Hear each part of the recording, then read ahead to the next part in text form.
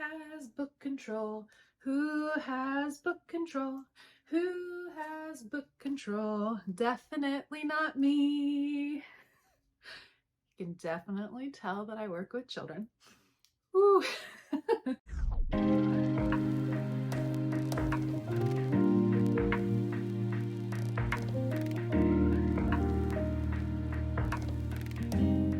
Hey, what's up? Hello, my name's Morgan and welcome back to my channel. Today I have a book haul for you. So I went to my local Savers, which is a discount store, and I got some books and I want to share them with you. I typically go to Savers. I like to be cost effective, if you will. That's the word I like to choose. I like to get the bang for my buck, or, stretch the budget, if you will. That's how I usually get books if I do buy them. I really try just to lend from the library. Anyway, so let's go ahead and jump into the video. The first book I found was The God of Small Things. I haven't heard, I've heard about this book, but I don't know much about it. I can't give you a synopsis, but I know it won the Booker Prize and it's the national bestseller, so it looks good. And you don't really come by a lot of, books that win a lot of rewards in Savers, right? So I thought I would jump on it. The condition is pretty well, it's not bad. A little bit of yellowing on the pages, but it happens. I'm excited to read this, and you might see it eventually in a book rack up or, a TBR of some sort. You may see this around. The next one, I couldn't believe I found this in a discount store. I saw it on the shelf and I immediately zeroed in. I was crazy eyes. I was like, oh no, mine. I claimed it. I ran over there. Me alone in the book section. I ran over there, scurried over there and claimed it.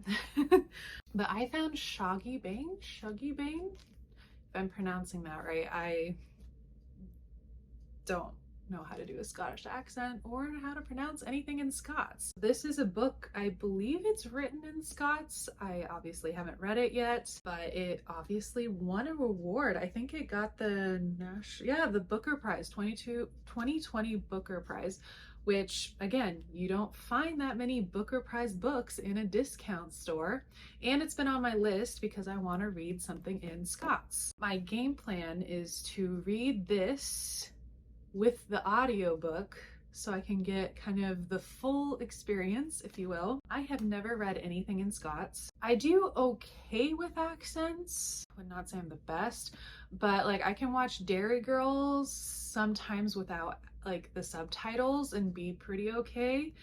I know that's Irish and not Scottish, but I'm hoping, I kind of get it. I'll take my time with it. It's a very real, hard-hitting story, I believe. So, I'll take it as I go. And I'm very excited to read this one. And I'm so glad I was able to find it at Savers, and get my hands on it. I may be this stingy person, but I kind of like the cover where he is on the telephone pole a little bit more than this one. But this one's really sweet, because it highlights his mom and him together. So yeah, that was another amazing find that I'm very thankful I found. Next bundle, because I'll put these two together, is, if you haven't known, I've been kind of reading through young adult dystopians because I feel robbed that I did not read during that time period, and some of the, high culture of that time was YA dystopia, right? So I have found The Maze Runner and The Scorched Trials at the discount store, so I didn't have to kind of pay an arm and a leg to get those. But guess what? I also found The Death Cure, which is the third one, and then I found The Kill Order. So we have the prequel and the last book. So I have completed this young adult series. I loved The Maze Runner. It was pretty good. And I just haven't started The Scorched Trials or and all of these. So I'm kind of excited and I look forward to finishing out the series. I'm excited more for the prequel because I kind of like that time where it's happening, like this dystopian starts to happen, like the fall of a society is always interesting for me to read. And how you get to that post-apocalyptic world. I tend to like those, so I think I will really, hopefully will like the prequel. I don't know. So again, got these two. They will finish out the Maze Runner series for me, so that was a very lucky find. So the next one is The Island of Sea Women by Lisa C. I have been looking for this one. I really love historical fiction, and I love historical fiction about women. So I thought this was perfect. So it's basically about, women during wartime and how they manage to make money or survive when men go off to war. And what they did is off of, like, I think it's Jeju Island, but off of Jeju Island they'll dive and get all of the sea life and marine life to sell or eat, things like that. And I'm just very excited. I found this. It's a little rough. It was teared a little bit, but I got a nice hardcover copy of it, so I can't complain. I'm very excited to read this one too. So found that one. Let's just like enjoy the foil. Like, look at that. And it's so perfect because it's the ocean, beautiful. Thank you for whoever donated this. So this one I've been looking for. I don't know if it's sold in the United States or not. Maybe it is. Obviously it is. I don't know, but I just couldn't find it. I guess at like Barnes and Noble in person, but it happened to be on the shelves in Savers, and that is Longborn by Joe Baker. It's kind of like a Jane Austen spinoff, if you will. I think it's about the servants of the family of the why am I forgetting their last name? The Bennett family, thank you. So this is like kind of told, I think, either from or about the Bennett servants or staff, if you will, if that's a better word. But yeah, so I'm very excited to read this. I love Jane Austen. I love Pride and Prejudice too, specifically. So anything around that, I love rereading Pride and Prejudice and also getting my hands on copies of stories around classics. I think that's very fun. I was so excited to find a hard copy version of this. I look forward to jumping back into the world of Pride and Prejudice. So super lucky to find this one as well. How many times can I say find, found, lucky, excited, looking forward to? But that kind of basically summarizes how I feel. This one was an amazing find as well. I finally found some nonfiction that I'm actually looking forward to reading. I feel like with nonfiction, you kind of have to have like a special niche, and that will kind of get you through the nonfiction. But I have Lucrezia Borgia by Sarah Bradford. So this is basically a nonfiction, I guess it could be a biography. No. Autobiography? No. Biography.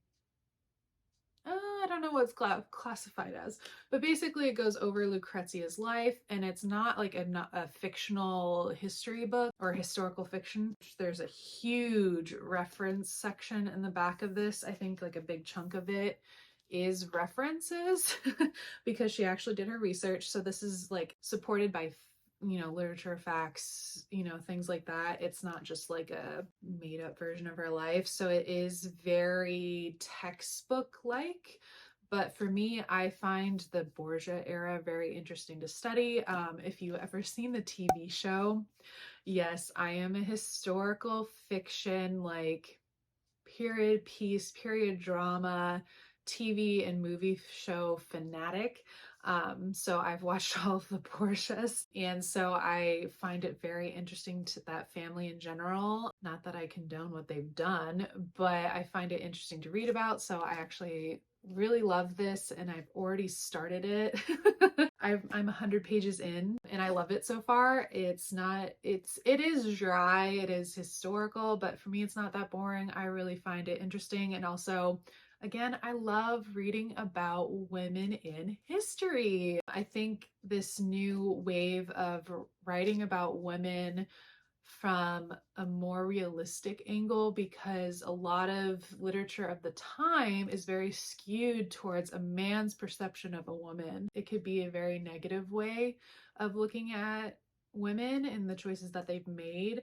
and just kind of stepping back and having a new perspective of women is a nice touch. And they've done that with Greek mythology, but now I found a book about specifically Lucrezia Borgia, and it's a little bit more, some can say forgiving, because a lot of people have read other books and kind of their bias towards kind of what was said during that time. She takes more of a back step and kind of gives her a little bit more grace in the fact that she is a woman living in a man's world. So she had to make her choices the best she could in a world that's not geared towards making her life easier.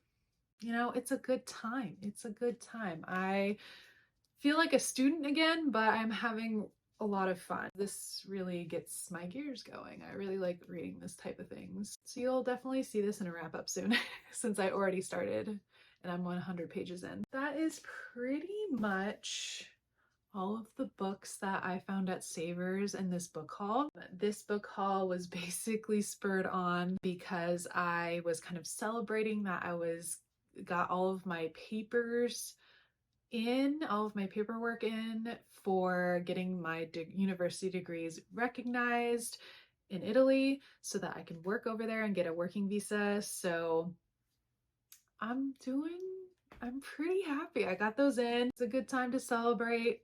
I splurged, got some books. In hindsight, I understand I am going overseas and I can't take these books with me until I know I have permanent residency or I'm going to stay over there and things are more permanent, but I just couldn't help myself. I just really wanted to celebrate, and that's one of the ways I like to celebrate things is buying books.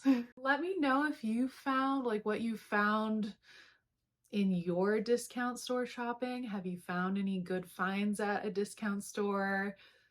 You know, how do you like to celebrate good news? Are you like me and go out and buy books for myself? Myself? Are you the type of person that goes out and buys books for yourself when you're celebrating things? Let me know.